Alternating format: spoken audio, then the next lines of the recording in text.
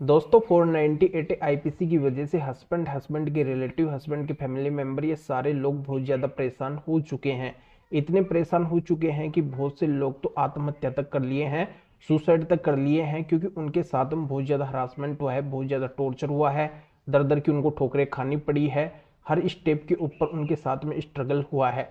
तो वो ये सब सहन नहीं कर पाए और उन्होंने अपनी जान तक को 498 आईपीसी की वजह से दे दिया। तो यहाँ पे अब उनको ऐसा नहीं करना पड़ेगा, क्योंकि 498 आईपीसी को लेके एक बहुत ही बड़ी गुड न्यूज है कि यहाँ पे अब 498 आईपीसी को असंवैधानिक घोषित कर दिया गया है। ऐसे बहुत ज़्यादा सवाल मेरे पास में आ रहे हैं, तो इसका खुलासा मैं नई गाइडलाइन के अनुसार क्लियर करने वाला हूँ कि क्या सच में 498 आईपीसी को असंवैधानिक घोषित किया है और इसके ऊपर क्या नई गाइडलाइन है। ये पूरी जानकारी आपको इस वीडियो के अंदर मिलेगी, पर आपको करना क्या है, वीडियो को बिल्कुल अंत तक देखना है, तभी पूरी जानकारी समझ में आएगी। और ये आपका अपना चैनल है, इसको अगर आप अभी तक सब्सक्राइब नहीं करे हैं तो पहले आप इसको सब्सक्राइब कर दीजिए और साथ में बेल आइकन को भी दबा दीजिए। तो चलिए शुरू करते हैं। तो वेलकम दोस्तों, मैं हूं आपको अपना एडवोकेट जितेंद्र।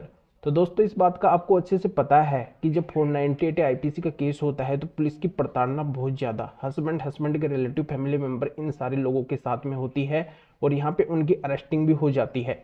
और जब पुलिस घर तक आ जाती है, उनकी अरेस्टिंग हो जाती है, तो इस सदमे को सहन नहीं पाते हैं, क्योंकि आपको अच्छे से पता है अगर कोई सोच छवि का आदमी है और उसकी अगर रेपुटेशन है, उस समाज के अंदर लोग उसकी इज्जत करते हैं, और बिना वजह अगर पुलिस उसके घर तक आ जाती है, उसकी अरेस्टिंग कर लेती है, उसकी प्रताड़ना की जाती है, उसके साथ में गलत बर्ताव किया जाता है, तो उसकी छवि, रेपुटेशन के ऊपर एक दाग लग जाता है। समाज के अंदर अपना मुंह दिखाने लायक नहीं बचता है, किसी के सामने बैठने लायक नहीं बचता है, क्योंकि समाज के लोग भी उसकी तरह तरह की बातें बनाते हैं कि जरूर इसने गलत किया होगा, ये क्रिमिनल होगा, ये अपराधी होगा। इस वजह से लोगों के सामने वो नजरें छिपाता है, उनके सामने वो नहीं आता है और बिना वजह उसके साथ में गलत हो जाता है।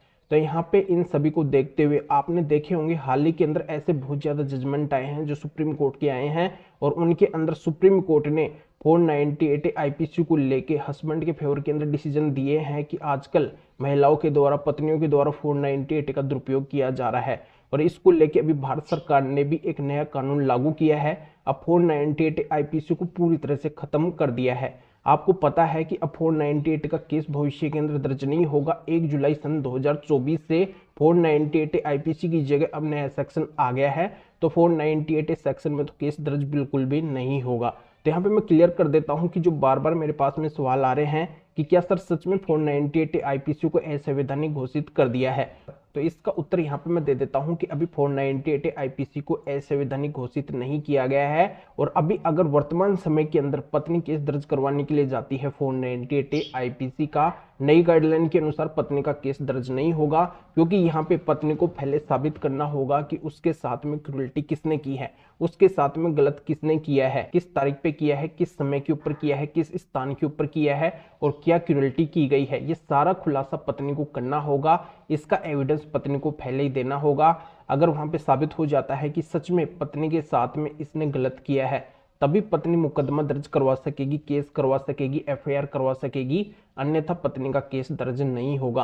तो इतनी बड़ी राहत इस गाइडलाइन के अनुसार पति को मिली है, पति के रिलेटिव को मिली है, फैमिली मेंबर को मिली है, क्योंकि उनके ऊपर अब से पहले क्या होता था, जब पत्नी पुलिस स्टेशन जाती थी तो पत्नी की बातों को ही विश्वास मान के, पत्नी की बातों को ही सच मान के और पत्नी की तरफ से केस दर्ज हो जाया करता था। पर अब ऐसा नहीं होगा। नई गाइडलाइन के अंदर ये साफ साफ प्रावधान किया गया है। और अब से पहले के जितने भी 498 के केस चल रहे हैं, तो उन केसों के अंदर भी पत्नी जितने भी एलिगेशन लगाती है, यानी कि जो भी आरोप लगाती है, तो उन सारे आरोपों को पत्नी को साबित करना होगा, उनके एविडेंस पत्नी को देने पड़ेंगे, तभी पत्नी उन सभी को पनिशमेंट करवा सकेगी। अन्यथा पत्नी पनिशमेंट नहीं करवा सकेगी, वो केस पूरी तरह से खारिज हो जाएगा, डिसमिस कर दिया जाएगा।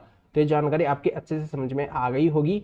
अभी आपको वीडियो को लाइक करना है और शेयर भी करना है, जो और लोगों तक जानकारी पहुंच सके। अगर और भी किसी भी तरीके की आपकी कानूनी समस्या है तो स्क्रीन के ऊपर मेरे व्हाट्सअप नंबर शो हो रहे हैं, इसके ऊपर व्हाट्सअप मैसेज करके अपॉइंटमेंट बुक करवा के डायरेक्टली मेरे से कॉल के ऊपर बात कर सकते हैं। अपनी किसी भी तरीके की कोई भी कानूनी समस्या है तो उसका समाधान मेरे से जान सकते हैं।